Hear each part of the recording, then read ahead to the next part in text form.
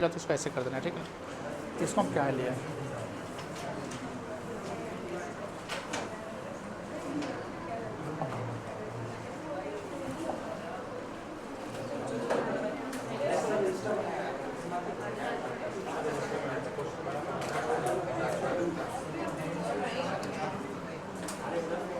चलो हल्ला नहीं। आज डेट कितना है जानते हो?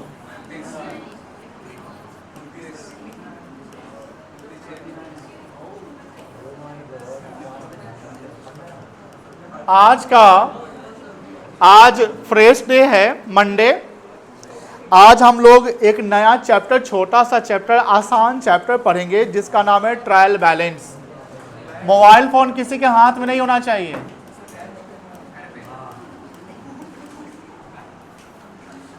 सर ट्रायल बैलेंस क्या है? तो मैं बता दूं, जब हम लोग अकाउंटेंसी करते हैं ना, तो अकाउंटेंसी का एक पार्ट होता है बुक कीपिंग।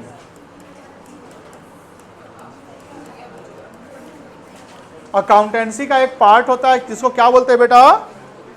यानी bookkeeping is the initial stage of accounting. Bookkeeping is the initial stage of accounting where accounting begins.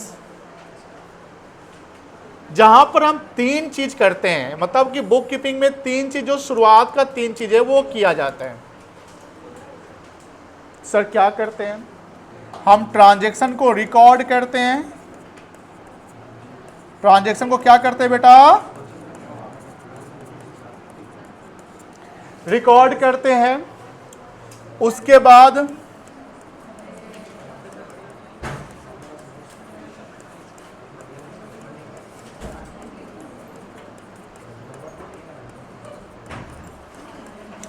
Classification करते हैं रिकॉर्डेड ट्रांजैक्शन का।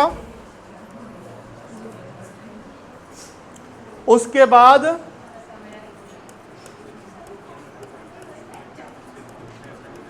समराइजिंग करते हैं। रिकॉर्डिंग, पहला स्टेप क्या हो गया? रिकॉर्डिंग। जो ट्रांजैक्शन हो रहा है उसको रिकॉर्ड करो। रिकॉर्ड मतलब लिख लो डे टू डे का। उसके बाद क्लासिफाई करो, फिर क्या करो? समराइज करो। यहां पर जैसे जैसे कोई ट्रांजैक्शन हो रहा है इसको रिकॉर्ड कर दो, और क्लासिफिकेशन का मतलब उसको उसके घर पे पहुंचा दो, जिसको जहां घर है। जैसे तुम कोचिंग में तुम लोग सब लोग आए ना, तो यहाँ क्या हम लोग रिकॉर्ड करेंगे 9 से 11 आप लोग का एंट्री हो गया। लेकिन जब छुट्टी हो गई 11 बजे, तुम लोग अपने अपने घर जाओगे, सब एक ही घर जाएगा क्या? किसी का जहां घर है कि भैया ये वहां गया वो। तो ये क्या हुआ क्लास में, यानी परचेज को परचेज के घर पे पहुंचाओ, सेल्स को सेल्स के घर पे, सैलरी को सैलरी घर पे, कैश को कैश घर पे। इसके लिए हम लोग लेजर बनाते हैं। क्या बनाते हैं बेटा? लेजर, जिसको accountant sales account, purchase account कहते हैं। और लेजर में हम लोग at the last, at the end of the period हम लोग क्या करते हैं? बैलेंसिंग करते हैं। क्या करते हैं? बैलेंसिंग करते हैं। बैलेंसिंग में सीडी क्या यूज किया जाता है? क्लोजिंग के लिए सीडी और ओपनिंग के लिए बीडी। कल हम अकाउंटिंग एब्रीविएशन का हम डाले होंगे, क्लासरूम में नहीं डाले थे शायद ना। कल आज क्लासरूम में अकाउंटिंग एब्रीविएशन डाल देंगे। उसको आप लोग फुर्सत के समय में लिख लीजिएगा या उसका प्रिंट करके रख लीजिएगा। समझ गए ना? चलिए, उसके बाद बहुआ ध्यान रखिएगा, बुक कीपिंग में तीन चीज जहां ट्रांजैक्शन रिकॉर्ड करते हैं उसको बोलो क्या कहते हैं?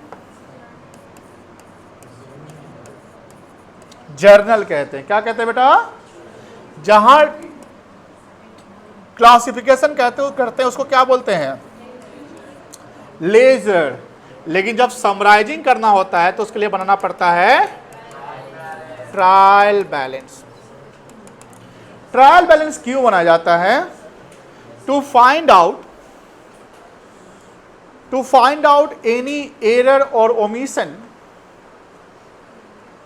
Trial balance is prepared only because of to find out the error or omission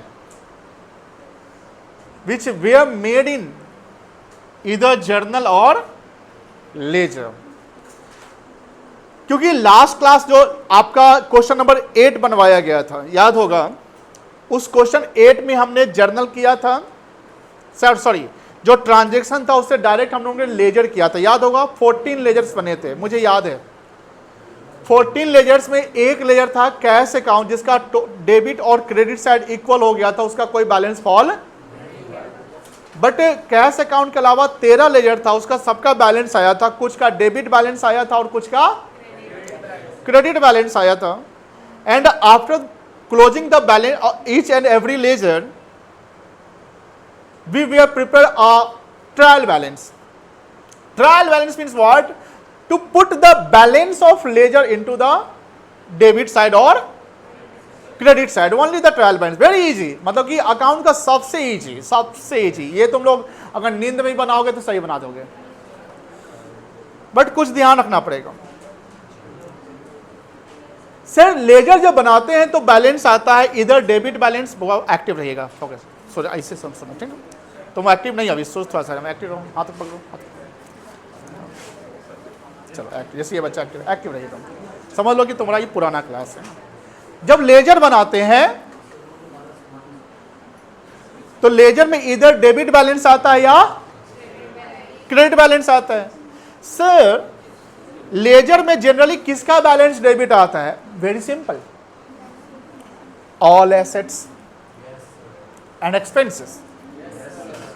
Assets and expenses had debit balance. Assets and expenses had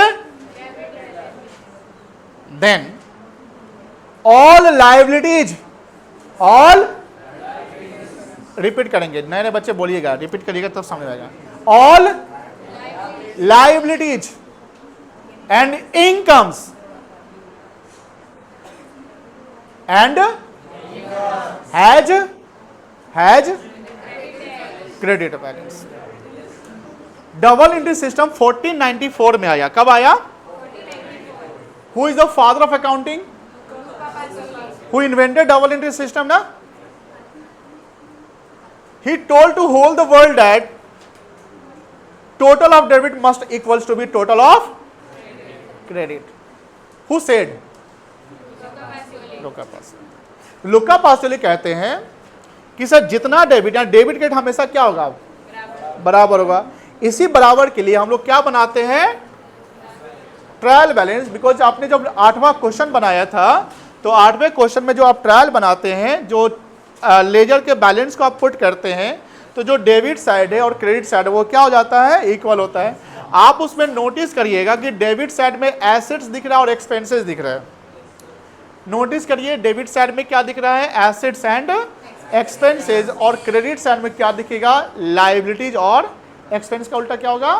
income. बस सर बड़ा आसान लग रहा है, सर सुन के ही आसान लग रहा है। अरे बेटा याद होगा अकाउंटिंग कॉन्सेप्ट जब पढ़ाते थे, अकाउंटिंग टर्मिनोलॉजी याद है? अकाउंटिंग टर्मिनोलॉजी किसी को? उसमें था कि बेटा ये अकाउंटिंग टर्मिनोलॉजी जितना आसान तुमको लग रहा है उसका यूज पूरा होने वाला है, हर जगह इसका यूज है। यानी अकाउंटिंग टर्मिनोलॉजी जो पढ़ा उसका यूज हर चैप्टर में होने वाला है, हर चैप्टर में। Sir only class 11? No class 12 sir, और सीए सब जगह यूज होगा अकाउंटिंग टर्मिनोलॉजी का, ध्यान रखिएगा, हल्का में मत लीजिएगा, आज ही घर पे जाके रिवाइज कर लीजिएगा। चलिए तो सर मुझे बताइए कुछ अकाउंटिंग टर्मिनोलॉजी, क्योंकि कुछ बच्चे ऐसे हैं जो लेकिन हम तो आए भी नहीं किए थे।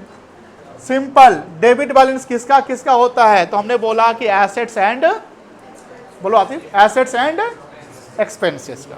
जैसे देखिए the following accounts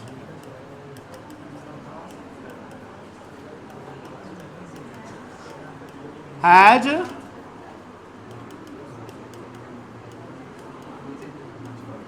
debit balance. चलो क्या क्या अकाउंट्स का डेबिट बैलेंस है बता सकते हो? All assets.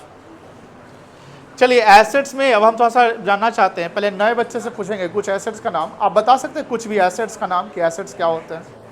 नो सर, आप बता सकते बेटा? नो। आप बता सकते बउआ? लैंड, ठीक है। और बोल दो जाओ, सही बोल रहा है तुम, एक बोल दिया। चलिए अब आप, ये साहिल नाम है ना आपका, आप बोलिए तो कुछ एसेट्स का नाम। Cash, very good. परचेज नहीं होगा, स्टॉक होगा, वेरी गुड। हाँ, सेल्स भी नहीं होगा, गुडविल होगा, वेरी गुड।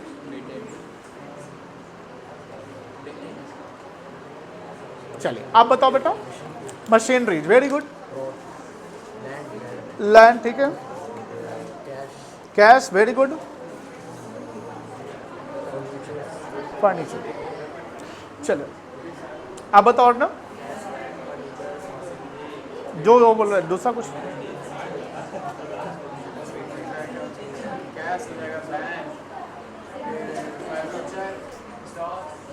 चलो हाँ, गर्ल साइड।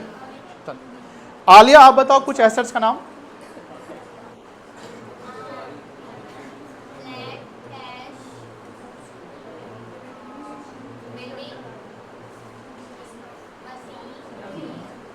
आप बताओ सानवी।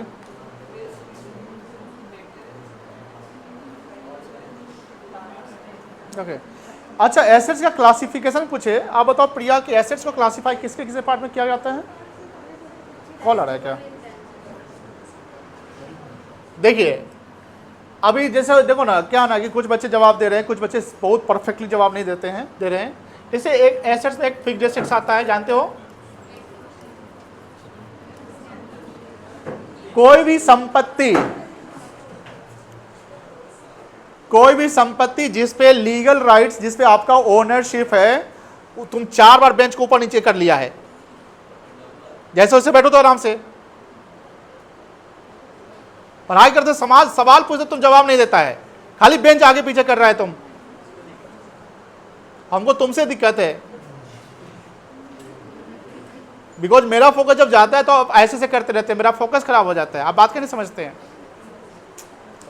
चलो इसको कट कर दिया जाएगा ये देखो रे बेटा, देखिए क्योंकि होता क्या ना, जब मेरा फोकस आप सब पे है, आप लोग ऐसे से करते रहते हैं तो मेरा कंसंट्रेशन खराब होता है, ये समझिए। चलिए हम कहाँ थे? फिक्स्ड एसेट्स हमने बोला, एसेट्स को हिंदी बोलते हैं संपत्ति। समझिए पहले, कुछ बच्चे ने संपत्ति मतलब जो आपका है, यानी बिजनेस में जो हमने लगा रखा है, जो बिजनेस का प्रॉपर्टी है, वो क्या कहलाता है? एसेट्स। अभी नए बच्चे में एक बच्चा, आपका नाम क्या है बेटा? साहिल। साहिल, ओके। साहिल, इसने बताया लैंड, वेरी गुड। बिल्डिंग हो सकता है, ये मशीन, ये मेरा कोचिंग का है ना, ये भी एसेट्स है। एसेट्स जो संपत्ति है जिस पे आप इन्वेस्टमेंट कर रखा है, जो हमें फ्यूचर में इकोनॉमिक बेनिफिट्स देगा, जिसके पास, जो मेरे पास है, जिसका मैं ओनर हूं और मैं दुनिया में कहीं भी किसी को भी बेच सकता हूं, कुछ भी कर सकता हूं, इसको मैं फोड़ दूं ऐसे करके, कौन रोकेगा? कोई रोकेगा? नहीं रोकेगा, because I am the owner. मैं इसको बेच दूं, 10 रुपए में बेच दूं, 10,000 में बेच दूं, XYZ को बेचूं, ABC को बेचूं, किसको बेचूं? Who will decide? मैं। तो संपत्ति वही होता है। किसी का मेरा पैसा बाकी है, मांगे ना मांगे, छोड़ दो, नहीं मांगेंगे, कोई दिक्कत नहीं। क्या दिक्कत है? मैं डिसाइड करने वाला हूं, तो वो क्या कहलाएगा बेटा? एसेट्स। बट जब एसेट्स की बात करते हैं तो एसेट्स में क्लासिफिकेशन होता है। फिक्स्ड एसेट्स होता है जो लॉन्ग टर्म पर्पस के लिए यूज किया जाता है। फिक्स्ड एसेट में भी 2 एसेट्स होते हैं, जानते होंगे आप लोग। एक होता है टेंजिबल और एक होता है बेटा, टेंजिबल को बोलते हैं विजिबल, जो देखा जा सकता है, और ये क्या हो जाएगा?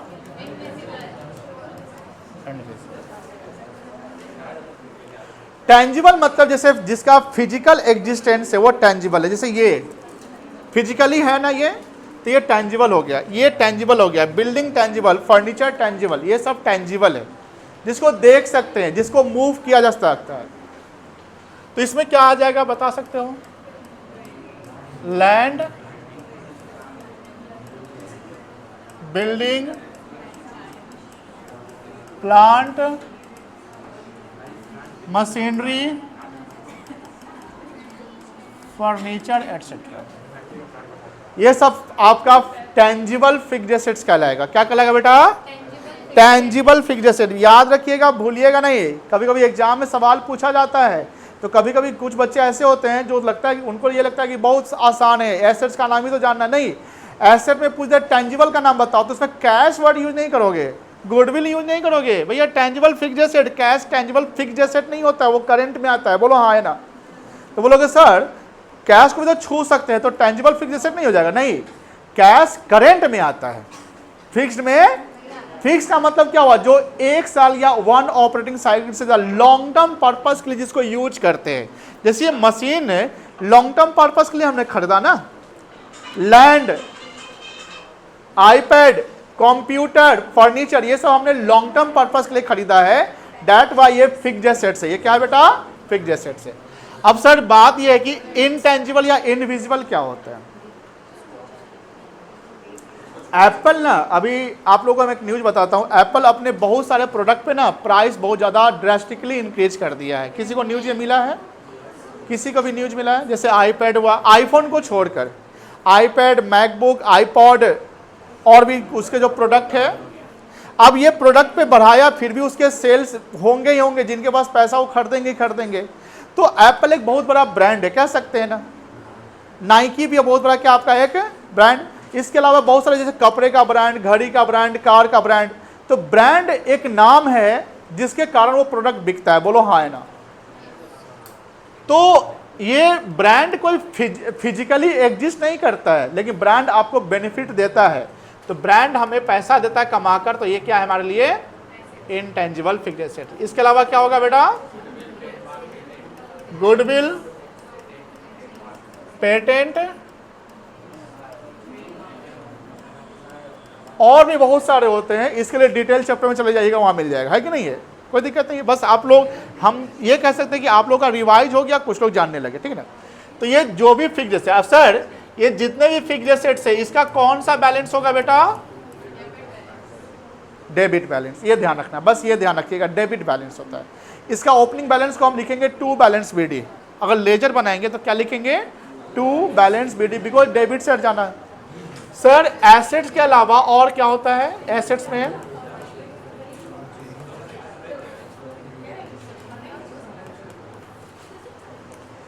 एक हो गया आपका फिक्स्ड एसेट्स और एक हो गया आपका करेंट एसेट्स।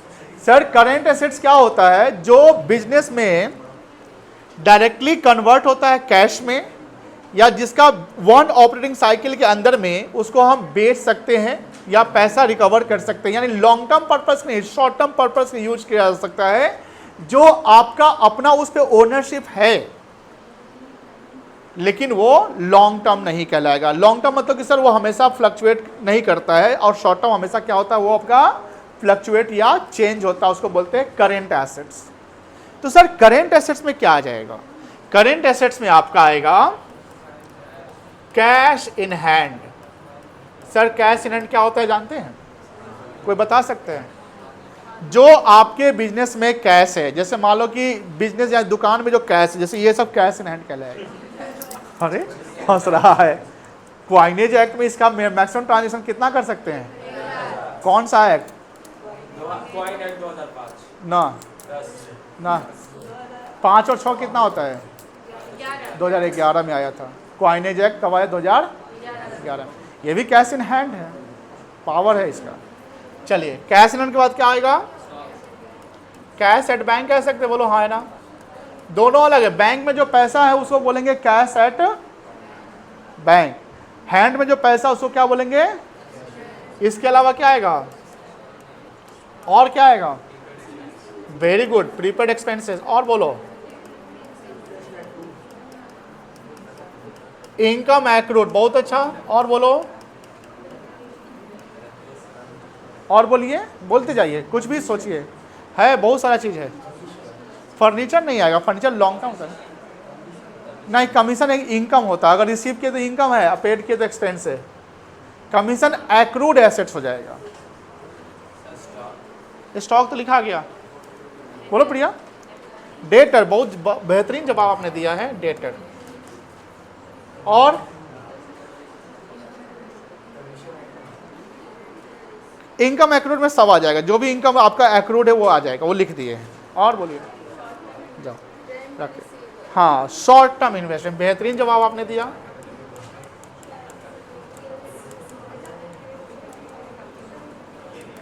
बिल्स रिसीवेबल हो जाएगा।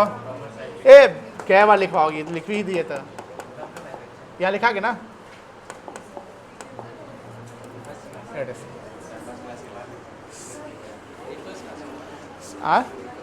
व्हीकल्स नहीं, व्हीकल्स आपका फिक्स्ड में आ जाएगा।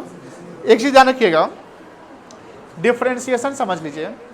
सपोज करिए कि मेरे पास कार है, कार को हम यूज कर रहे हैं बिजनेस पर्पस के लिए, तो कार मेरे लिए फिक्स्ड एसेट्स हो जाएगा। लेकिन मान लो मेरे पास मैं कार का शोरूम खोले हुआ हूँ, कार बेचने खरीदने का काम करता हूँ, फिर वो कार फिक्स्ड एसेट्स नहीं होगा, वो करेंट हो जाएगा, वो मेरे लिए स्टॉक कहलाएगा। क्या कहलाएगा बेटा? तो स्टॉक का मतलब goods available for sale is called stock. जो हमारे पास सामान रखा हुआ है बेचने के लिए, वो क्या है? मेरे लिए स्टॉक है। बट ये सारा मेरा एसेट्स है, तो जो भी एसेट्स होता है उसका बैलेंस क्या होता है बेटा? ये याद रखिएगा, दिमाग में भर रखिएगा, जितने भी एसेट्स है। अब जैसे ट्रायल बना रहे हैं, तो ट्रायल बनाने समय हमें क्वेश्चन मिलेंगे ना बेटा। ट्रायल बनाते समय क्या मिलेगा?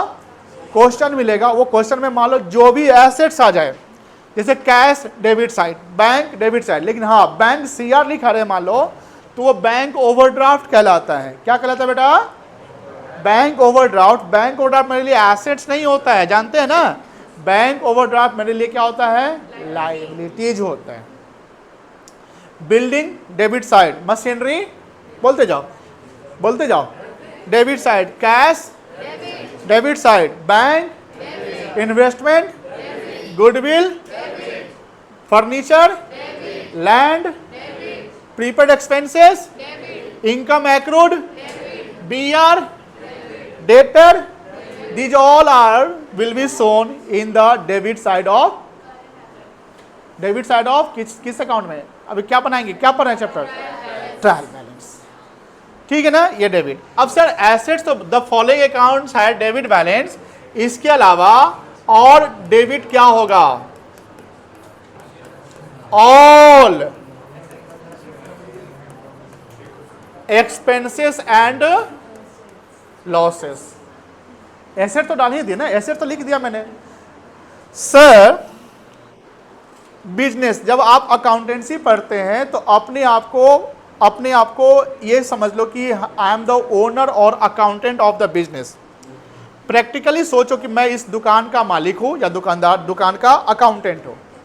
इससे फायदा क्या होगा? इससे फायदा कि तुम ये इमेजिन कर सकते हो कि हाँ इस दुकान में क्या क्या हो रहा है। बात समझ आ रही ना? जैसे इनका अपना दुकान है, दुकान कभी जाते हो? शॉप वगैरह मतलब रेस्टोरेंट जाते हैं आप? बिजनेस में आप जाते हैं बेटा?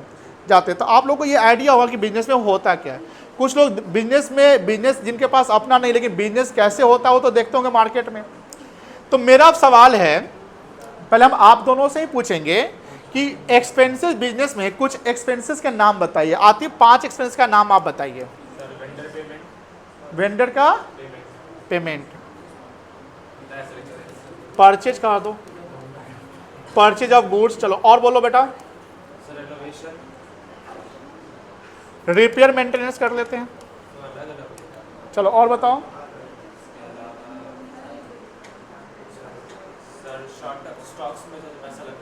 गुड्स खरीद लिए।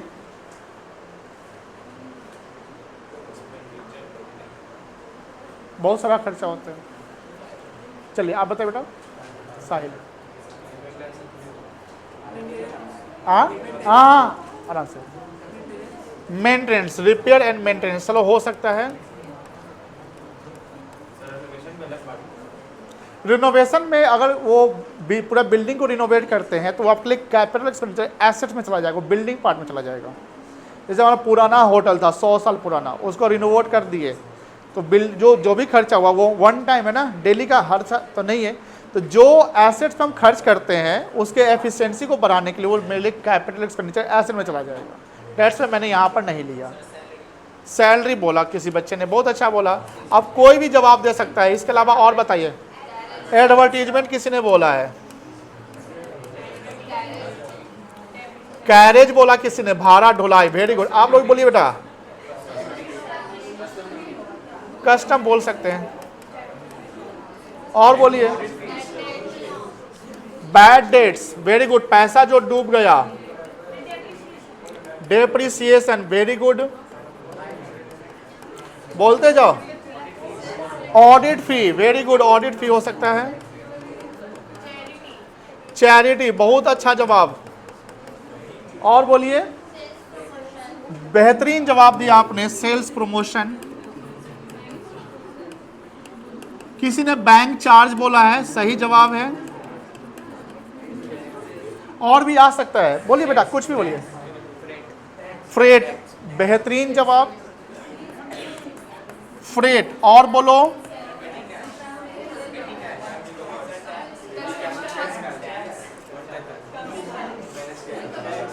पेटी एक्सपेंस कहेंगे, पेटी कैश नहीं कहेंगे। कमीशन कह सकते हैं, बेहतरीन। चलो अच्छा है, डिस्काउंट हो सकता है। बउआ सुनो ध्यान से, ये जनरली बिजनेस में खर्चा होता है, और भी इसके अलावा खर्चा है। इलेक्ट्रिसिटी है, ट्रैवलिंग है, लीगल फी है। लीगल फी समझते हैं ना, इलेक्ट्रिसिटी है ना बेटा, तो ये सभी खर्चे हैं, तो ये भी लिख सकते हैं आप।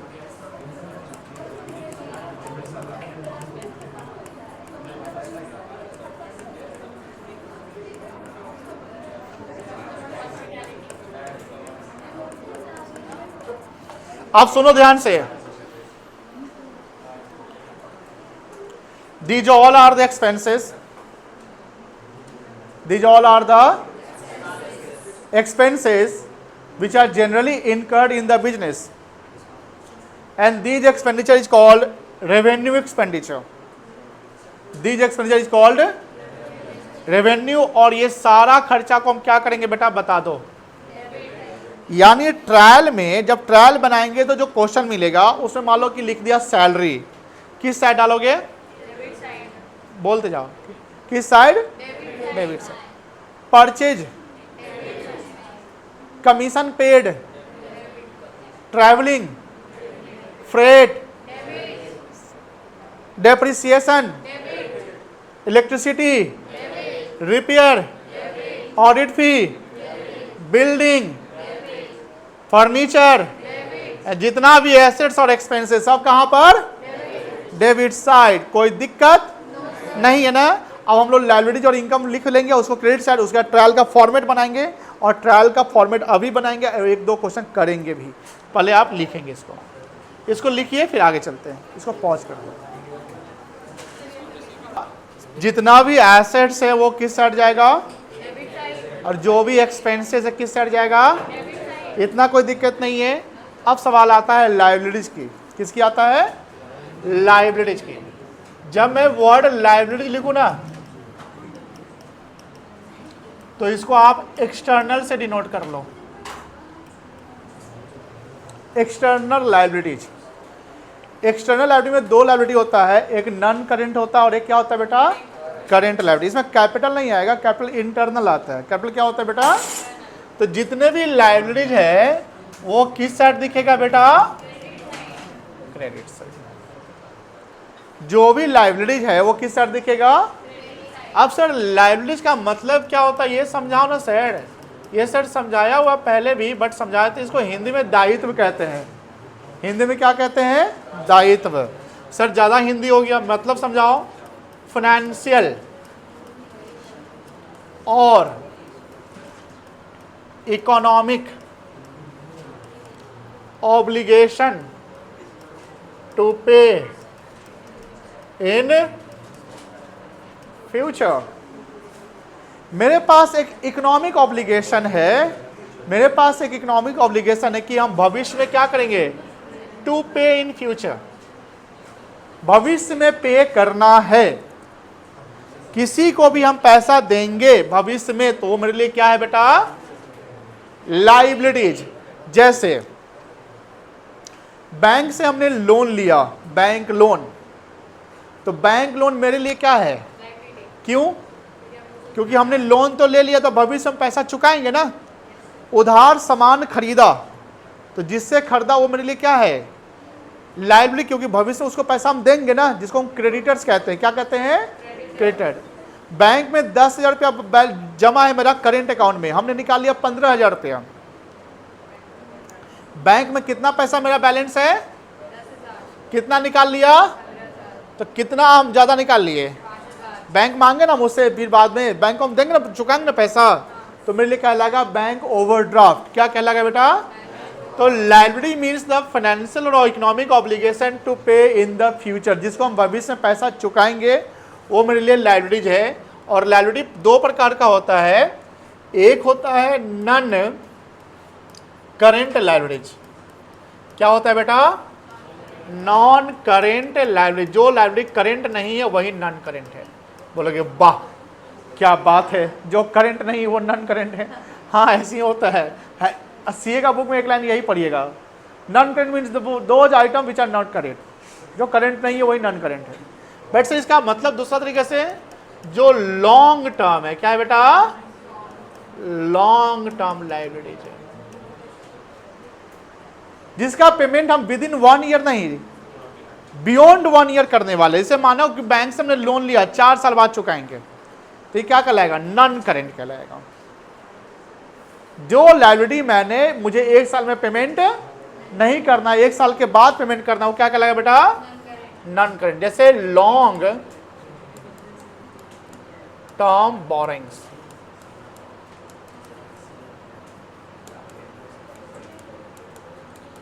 Bank loan, long term loan, long term provisions,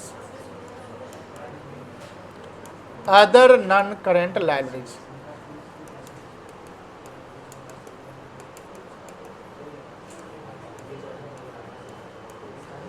दूसरा लायबिलिटी होता है करेंट लायबिलिटीज। क्या होता है बेटा?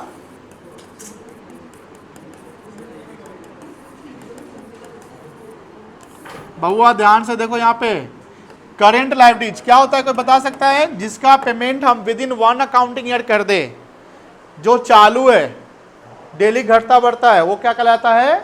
Current liabilities. जैसे इसमें आएगा क्रेडिटर्स, क्या आएगा बेटा? क्रेडिटर्स। और क्या आएगा? Bills payable. और क्या आएगा? Bank overdraft. और क्या आएगा? Outstanding expenses. जानते हैं आउटस्टैंडिंग एक्सपेंस क्या होता है? चलो एक काम करो, एक्सपर्ट्स आप बताओ, stand up please. Can you explain the meaning of outstanding expenses? Why the outstanding expenses is current liabilities? Okay, we have to pay the expenses which are not yet paid ना। Okay, all right, good, very good, बैठ जाइए।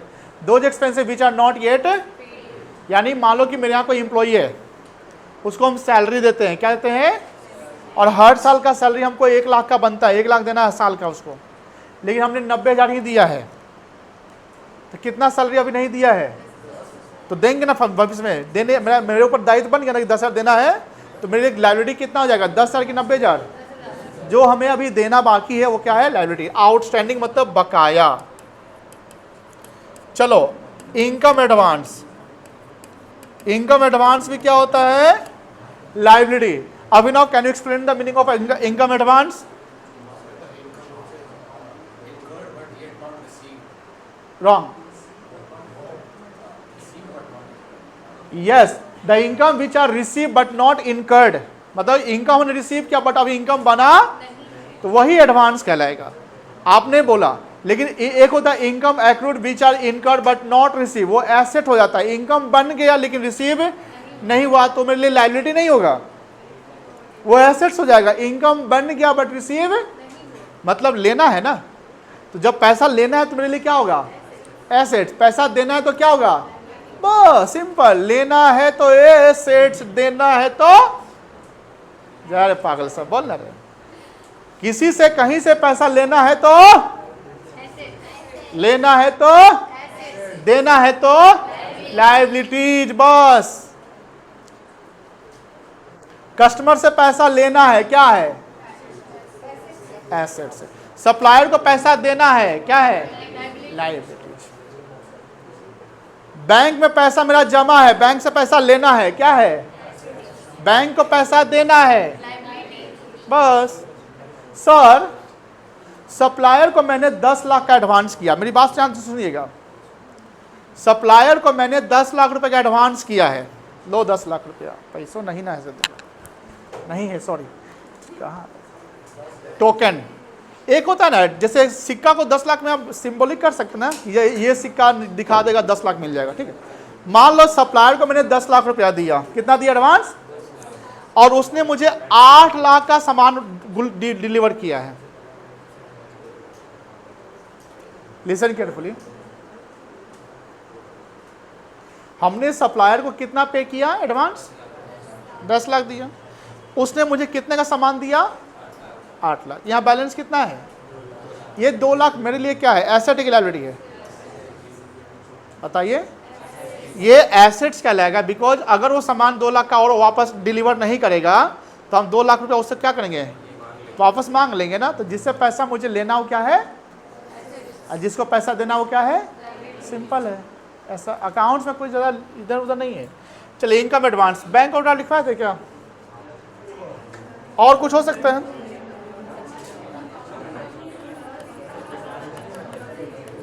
Short term loan, short term provisions. चलिए ये हमारे लिए क्या है बेटा, लाइबिलिटीज है। क्या कोई दिक्कत नहीं ना बेटा। अब जितने भी नॉन करंट लाइबिलिटी उसका बैलेंस सीआर, जितने भी करंट लाइबिलिटी उसका बैलेंस क्या होगा, CR.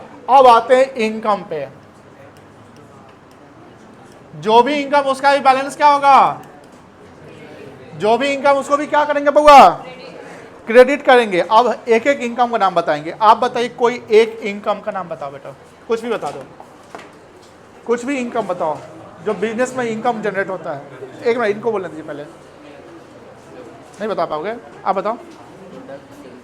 Sales of goods, very good, ठीक बोले आप, सेल ऑफ गुड्स, हेजिटेट नहीं होना है। चलो दूसरा, साहिल तुम बताओ, वो साहिल बताएगा, छोटा वाला बताओ, कोई भी इनकम बताओ एक। नहीं उसको बोलने दो, बोल बेटा कुछ भी बोल, इनकम नहीं बोल पाओगे। चलिए आप बताओ तो Atif, very good, commission receive, receivable नहीं, रिसीवेबल एसेट हो जाएगा। जैसे अगर कमीशन रिसीव लिखा हुआ है, लिसन, कमीशन रिसीव लिखा हुआ है तो वो इनकम है, लेकिन अगर कमीशन रिसीवेबल लिखा रहे तो वो रिसीवेबल का मतलब पकड़ना पड़ेगा। रिसीवेबल का मतलब क्या होता है, लेना है, तो क्या हो जाएगा, एसेट्स हो जाएगा। Commission receive income, commission receive, commission receivable assets, ठीक है ना। उसी प्रकार रेंट रिसीव क्या होगा, इनकम, कोई दिक्कत नहीं है, लेकिन लिखा रहे रेंट रिसीवेबल एसेट्स, कोई दिक्कत नहीं है। चलो इंटरेस्ट रिसीव हो जाएगा। अच्छा मान लो बउआ रे, मैं एक सवाल पूछता हूं, देखते हैं किसमें कितना है दम जो जवाब देता है।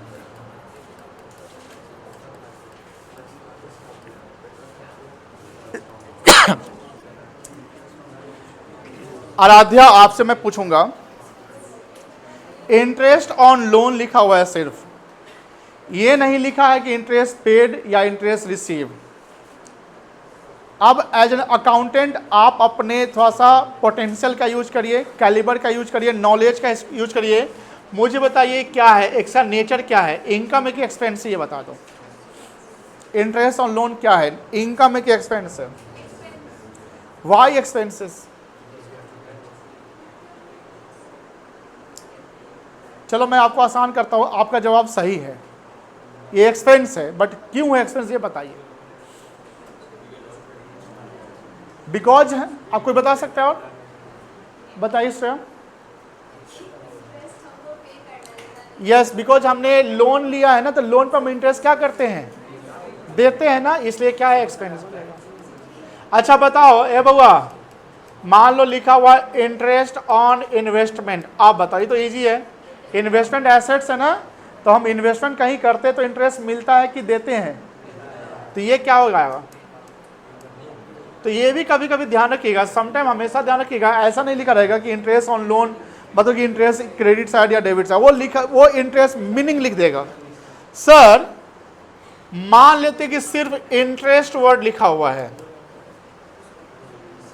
ना रिसीव लिखा है, ना पेड लिखा है, ना ऑन लोन लिखा है, ना ऑन इन्वेस्टमेंट लिखा है, अब क्या मानेंगे। बाय डिफॉल्ट ये बाय डिफॉल्ट जो है ना बेटा वो एक्सपेंस माना जाएगा।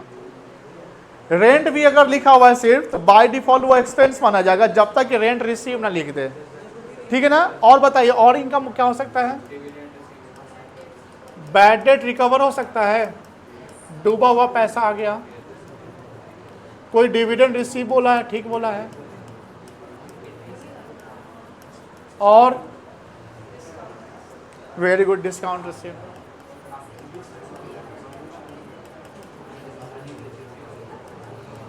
और एटसेट्रा कर दे। समझ गया, कोई दिक्कत नहीं है, समझ गए ना। ये सब भी क्या होगा बेटा आपका क्रेडिट होगा, ये सब क्या होगा क्रेडिट। सुनिए अभी लिखवाएंगे चिन्ह ए बुआ प्लीज।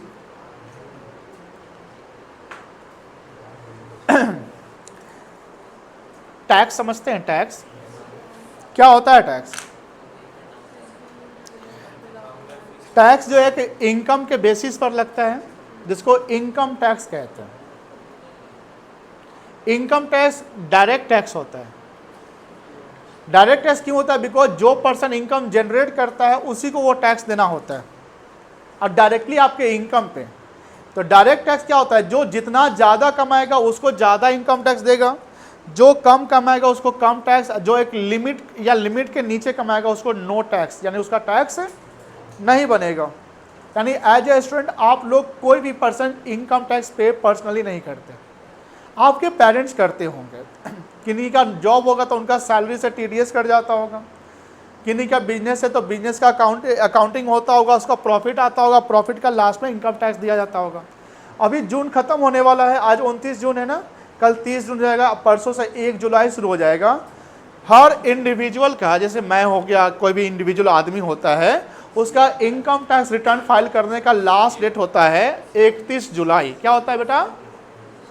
अभी कौन सा फाइनेंशियल ईयर खत्म हुआ है? 25-26 खत्म हुआ है ना, तो 25-26 का जो खत्म हुआ उसका प्रॉफिट टैक्स कैलकुलेट किया जाएगा और उसका पेमेंट यानी उसका इनकम टैक्स रिटर्न फाइल किया जाएगा। लास्ट डेट है 31 जुलाई। अब समझिए ध्यान से, जो आपके इनकम पे डायरेक्टली टैक्स लगता है उसको इनकम टैक्स कहते हैं, लेकिन कुछ ऐसे चीज़ है जो इंसान पैसा कमाता तो नहीं है लेकिन गुड्स और सर्विस को कंज्यूम करता है तो उस पर टैक्स लग जाता है। बोलो हाँ है ना, उसको बोलते हैं इनडायरेक्ट टैक्स। क्या बोलते हैं? तो विद इन द नेशन कोई सामान खरीदते हैं हम लोग या कोई सर्विस लेते हैं तो जो टैक्स होल्डर यानी जो रजिस्टर्ड डीलर होता है वो हमसे एक टैक्स काटता है जिसका नाम होता है जीएसटी। क्या नाम होता है? कितने लोग जीएसटी का नाम सुने? जीएसटी सुनते हैं? जीएसटी सब लोग सुने होंगे। जीएसटी का लॉ आया 2017 में। सब लोग जानते हैं जीएसटी के बारे में। जीएसटी का फुल फॉर्म क्या होता है?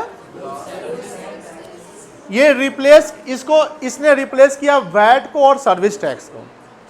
इसका फुल फॉर्म जो सब लोग जानता है, बताने की जरूरत नहीं है, गुड्स एंड,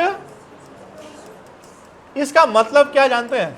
गुड्स पे यानी कोई गुड्स अगर आप कंज्यूम करते हैं उस पर भी टैक्स, कोई सर्विस लेते हैं उस पर भी टैक्स, उसको जीएसटी कहते हैं। जीएसटी में एक होता है सीजीएसटी, एक होता है एसजीएसटी, एक होता है आईजीएसटी, उसको यूटी जीएसटी भी कहते हैं। सीजीएसटी का फुल फॉर्म होता है, बउआ सुनो ध्यान से, ये नया है आप लोगों के लिए, central goods and service tax. क्या देखो, एस फॉर हो गया स्टेट, स्टेट ऐसा लिख दो शॉर्ट में ही, स्टेट जीएसटी कह सकते हैं बेटा। जीएसटी तो जानते हैं ना, goods and service tax. S for क्या हुआ? स्टेट। सी फॉर क्या हुआ? सेंट्रल। और आईजीएसटी हुआ इंटीग्रेटेड जीएसटी। सर यूटी का मतलब यूनियन टेरिटरी। सर ये है ठीक है, बट सर थोड़ा समझा दीजिए। और देखो within the state, within the state, within the state समझता है ना, जैसे बिहार, तो पूरा बिहार के अंदर में कोई भी ट्रांजेक्शन होगा तो उसमें 2 जीएसटी लगेगा साइमल्टेनियसली, इक्वल रेट से लगता है, जिसको सीजीएसटी और एसजीएसटी कहते हैं। कोई जानता था अभी तक?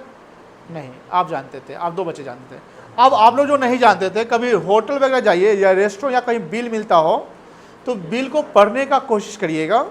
तो वहाँ देखिएगा जो रेस्टोरेंट में आप खाना खा रहे हैं वो रेस्टोरेंट वाले आपसे जीएसटी चार्ज करते हैं, जो मेन्यू रहता है या बिल अमाउंट रहता है उस पर एडिशन करते हैं 5% जीएसटी।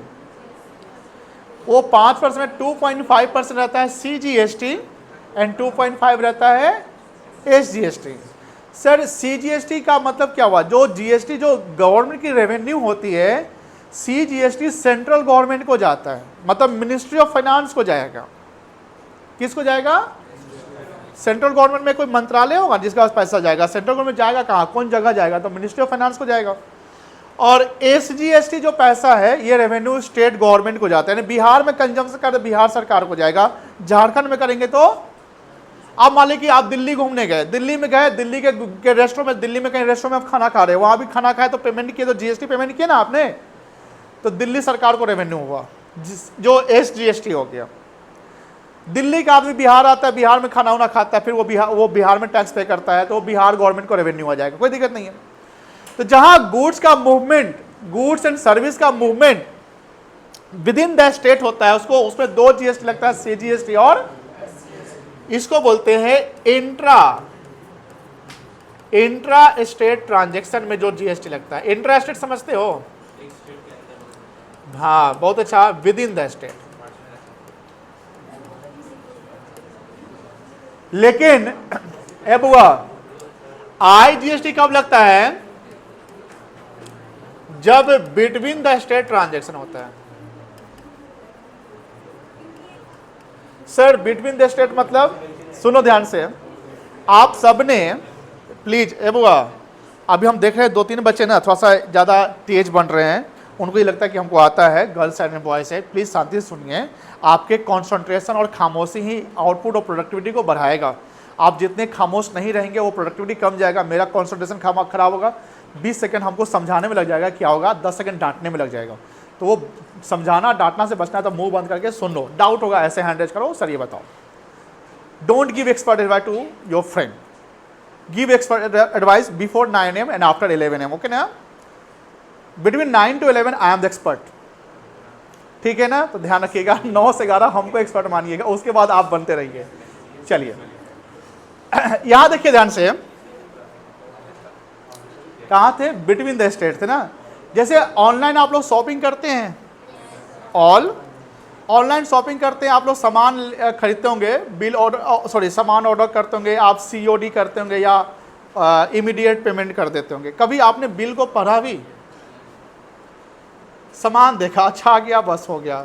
अपना पॉकेट से पैसा थोड़ी लगता है। पापा यूपीआई करी तो 500 रुपया, 480 का बिल है, 500 करवाते होंगे, ऐसी ना होता है।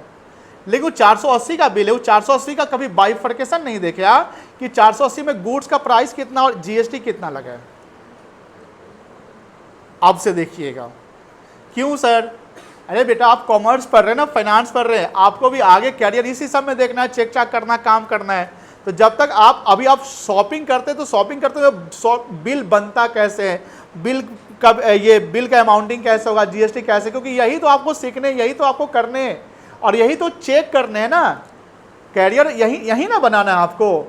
तो ये देखिए कि जो बिल आपको मिलता है या घर में कोई बिल पड़ा हुआ तो उसको बार बार देखिए कैसे बिलिंग किया, क्वांटिटी इनटू रेट, प्राइस आया, जो टोटल आया, टीडी माइनस किया, कहीं टीडी भी रहेगा, देखिएगा टीडी है कि नहीं, क्या सीडी, जैसे ना बाई 1 गेट 1 फ्री कभी रहता है या 20% ऑफ, उसका जो बिल मिलता है देखिएगा उसमें डिस्काउंट मारा है कि नहीं मारा, उसका जीएसटी कैलकुलेट किया, ये सब देखिएगा। सीखना भी है, करना भी है। तो जब तक प्रैक्टिकल नहीं देखोगे तब तक यहाँ मजा थोड़ी आएगा। मजा यहाँ तब आएगा जब तुम प्रैक्टिकल कहीं, अरे हाँ कल ही तो रेस्टोरेंट गए थे, खाए थे, बिल लगा था, अच्छा सर यही बता रहे, अच्छा सीख लेते हैं।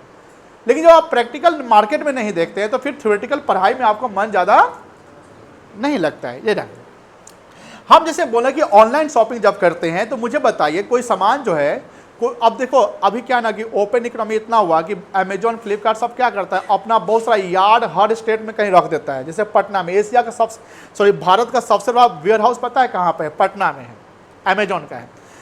आप देखते होंगे मुजफ्फरपुर में भी अमेजॉन का अपना वेयर हाउस है, बहुत सारा सामान रहता है। कभी कोई ऑर्डर आप करते हैं, कल होकर सामान डिलीवर हो जाता है। अमेजॉन से इवन तो ऑर्डर करते हैं, यहाँ ब्लिंकिट तो 10 मिनट में डिलीवर करता है।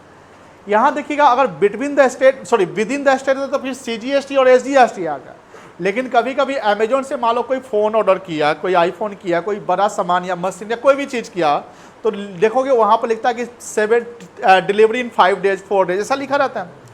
वो कहीं नोएडा से आ रहा होगा, कहीं गुरुग्राम से आ रहा होगा, कहीं पंजाब से, ऐसा कभी लिखा ना कि कभी यहाँ से आ रहा है। उस केस में जो सामान आपका नोएडा, गुरुग्राम या कहीं लखनऊ या झारखंड यानी बिहार के बाहर से आ रहा है, बिहार में आ रहा है, तो यहां पर सेलर बिहार के बाहर का है, बायर बिहार का है, तो वहां पर सेलर जो टैक्स चार्ज करेगा वो टैक्स CGST और SGST चार्ज नहीं करेगा, वो करेगा IGST, between the state transaction हो गया। यही मैं बताना चाह रहा हूं कि IGST कब लगेगा? जब 2 स्टेट के बीच में जब ट्रांजैक्शन होगा तो क्या लगेगा बेटा? IGST। इसको बोलते हैं इंटर स्टेट। क्या बोलते हैं बेटा? इंटर स्टेट ट्रांजैक्शन, यानी बिटवीन द स्टेट जब ट्रांजैक्शन होता है उसको बोलते हैं इंटर स्टेट। यानी बिहार झारखंड, बिहार बंगाल, बिहार यूपी कहीं भी ट्रांजैक्शन क्या लग रहा है? IGST। फिर सर UTGST कब लगेगा? यूनियन टेरिटरी के केस में। यूनियन टेरिटरी जानते हैं ना, जहां भी यूनियन टेरिटरी ट्रांसफर हो रहा है वहां पर UTGST, लेकिन गवर्नमेंट IGST लिखती है, तो IGST UTGST एक केस में लेकर चलते हैं हम लोग। तो IGST जब ध्यान रखिएगा, IGST तब लगता है जब बिटवीन द स्टेट ट्रांजैक्शन होता है, CGST और SGST तब लगता है जब within the state transaction होता है। कोई दिक्कत नहीं है। अब सर जैसे on sale of goods and services, sale of goods and service पे जो GST लगता है उसको बोलते हैं आउटपुट GST।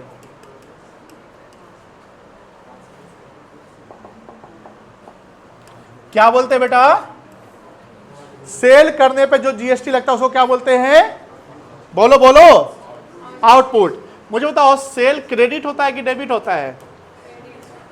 क्रेडिट होता है ना, तो आउटपुट GST भी क्या करेंगे हम? बोलो। क्रेडिट करेंगे। ऑन परचेज ऑफ गुड्स, जब सामान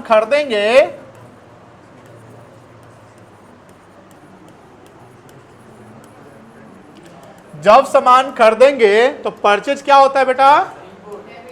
डेबिट होता है ना, तो उस पे जो GST लगेगा उसको क्या बोलेंगे आप? Input GST। और उसको भी क्या करेंगे आप? डेबिट। अब सर GST दो थोड़ा हम इनपुट, प्लीज हम इनपुट और आउटपुट लिख के भी काम खत्म कर लेते हैं। ऐसे GST का एक चैप्टर आपको अलग से पढ़ना है, ध्यान रखिएगा, जिसमें GST का अकाउंटिंग सीखना है, GST क्या होता है, GST का जर्नल, GST का लेजर और GST का कैलकुलेशन। बट वो थोड़ा सा उसके कैलकुलेशन टफ होंगे, अकाउंटिंग थोड़ा इजी है। बट यहाँ पर ट्रायल में GST का रोल ये है कि अगर इनपुट GST दिखेगा तो डेबिट कर देना है, इनपुट GST देखे तो ट्रायल में किस साइड डालेंगे? Debit side. आउटपुट दिखेगा तो किस साइड? Credit side. ये ध्यान रखना है। बट ये सर इनपुट आउटपुट GST लिखते हैं, फिर पूछते GST सर थोड़ा बता दीजिए, तो GST को हमने थोड़ा सा बताया है, पूरा नहीं बताया है कि GST बहुत सारी चीज़ें जो बताने हैं मुझे, बट एक चैप्टर जब GST चलेगा तो वहाँ पर हम क्लियर कर देंगे। बट ये रखिए GST 2017 में आया। कब आया बेटा? जो किस पे लगता है? ऑन सर्विस और गुड्स पे लगता है। कोई दिक्कत नहीं। कहाँ से लिखना है आप लोगों को? यहां से दिखाओ कहां हुआ था। कौन कर रहा है रे?